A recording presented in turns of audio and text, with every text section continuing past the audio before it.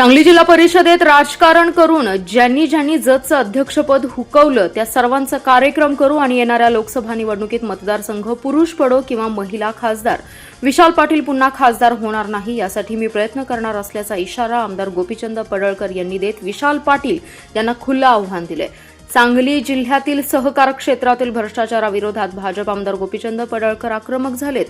सहकार क्षेत्रामध्ये ज्या ज्या ठिकाणी भ्रष्टाचाराचे विषय समोर येतात अशा ठिकाणी गोपीचंद पडळकर यांनी जोरदारपणे लढत चौकशांच्या फेऱ्या सुरू केल्यात। जयंत पाटील यांची सत्ता असलेल्या सांगली कृषी उत्पन्न बाजार समितीवरील प्रशासक लागू झालोय।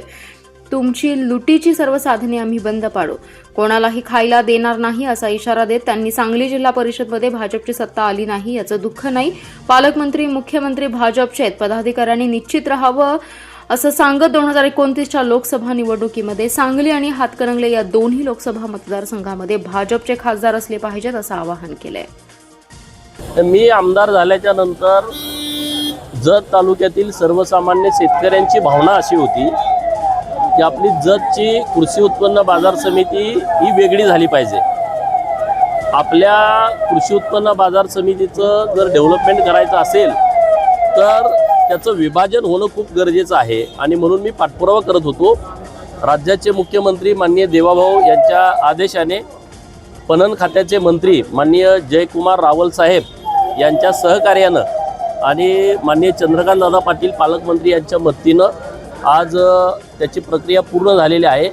आपल्या सांगलीचे DDR यांनी आता प्रशासक म्हणून पूर्ण मार्केट कमिटीचा ताबा त्यांच्याकडे घेतलेला आहे आणि इथून पुढं आम्ही चांगल्या पद्धतीनं मार्केट कमिटी डेव्हलप करण्याचा प्रयत्न करणार आहे। सांगली जिल्हा परिषदेत भाजपचा करेक्ट कार्यक्रम झाला होता म्हणून तुम्ही असं काय नाही त्याचा अर्थ। आता कुणाला कसा अर्थ घ्यायचा ते काय मी सांगू शकत नाही, परंतु आम्हाला विभाजन करणं महत्त्वाचं होतं कारण मार्केट कमिटी हा लुटीचा अड्डा झाला होता।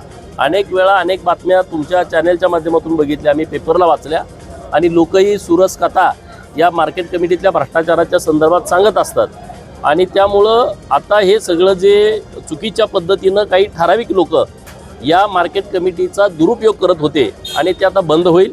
आता इथंही चांगले सदस्य येतील, कवठेमंकाळला येतील, जतला येतील आणि त्यामुळं मोठ्या प्रमाणामध्ये लक्ष या लोकांचं या मार्केट कमिट्यांवरती राहील।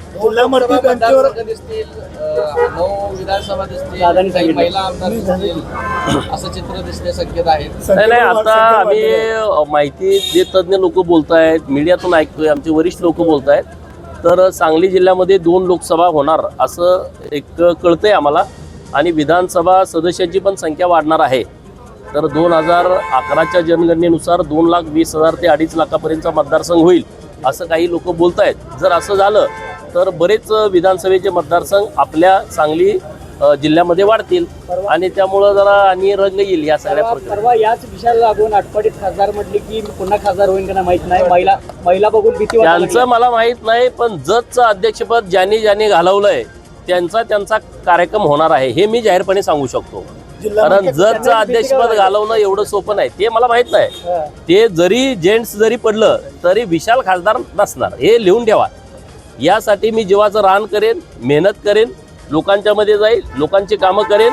भारतीय जनता पार्टीच्या नेतृत्वात पलूस कडेगाववाले असतील, ईश्वरपूरवाले असतील, इथं आता आम्ही काम करणारच ना आणि त्यामुळं शेवटी जनता जनार्दन आहे, जनतेला आम्ही पटवून देऊ आणि 2029ला नक्की कार्यक्रम करू। जबाबदारी तुमच्यावर दिल्या। पलूस कडेगावचे 4,000 मतदार पुण्यात आहेत, सगळीकडचीच होणार आहे ते तुम्ही म्हटलं आता पलूस कडेगावचेच काय सगळीकडचेच कमी होणार आहे। मार्केट कमिटी नंतर आता जिल्हा बँकेचा जिल्हा बँकेच्या बाबतीत आम्ही पाठपुरावा करतोय। आता आम्ही नोकर भरतीमध्ये त्यांचा जो भ्रष्टाचार मोठ्या प्रमाणात होणार होता ते आता आम्ही बऱ्यापैकी थांबवलेला आहे।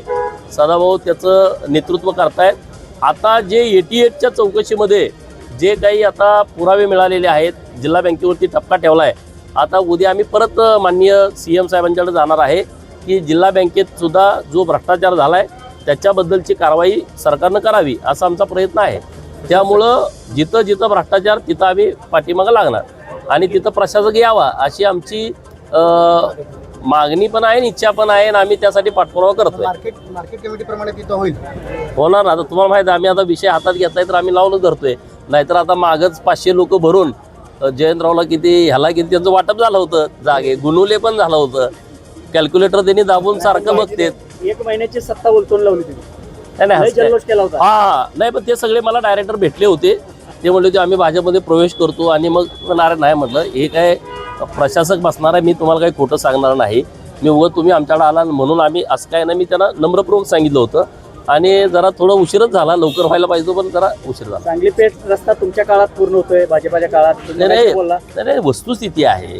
ज्यांनी लिडरशिप केली या महाराष्ट्रामध्ये 15 वर्ष तुम्ही मंत्री म्हणून राहता, अनेक वेळा तुम्ही अर्थ खात्याचे मंत्री असता, आणि तुम्हाला ईश्वरपूर सांगली रस्ता करता येत नाही, आणि गडकरी साहेब आल्यावर स्टेजवर बसायचं ना आम्ही रस्ता, असं बरोबर नाही. जे तुम्ही केलं नाही ते तुम्ही मान्य केलं पाहिजे ना. एखादा मोठा कारखाना आला का सांगली जिल्ह्यामध्ये, जिथं 10,000 पोरं एका वेळेस काम करतात, का नाही आला? तुमच्याकडे इथं जिल्ह्यामध्ये उद्योगमंत्री पद होतं ना, करणं शक्य होतं, परंतु करायची भावना नव्हती, किंवा तेव्हा यांना वेळ मिळाला नसेल एवढ्या सगळ्या व्यापातून सगळ्या लोकांना. तुमच्याकडे एक कारखाना असा नाही. आता आम्ही 2000 एकरामध्ये प्रयत्न करतोय ना, 2 वर्ष झालं मी सातत्यानं प्रयत्न करतो, अडचणी येतात. आता हे म्हणते शक्तीपीठ महामार्ग नको, इकडचा महामार्ग रद्द झाला. आम्ही पास्तरूची जाहिरात दिली, उमदीप MIDC मध्ये जाहिरात दिली, 4च लोकांनी अर्ज केला, 4 फक्त. आम्ही लोकांना का लोक अर्ज करत नाहीत?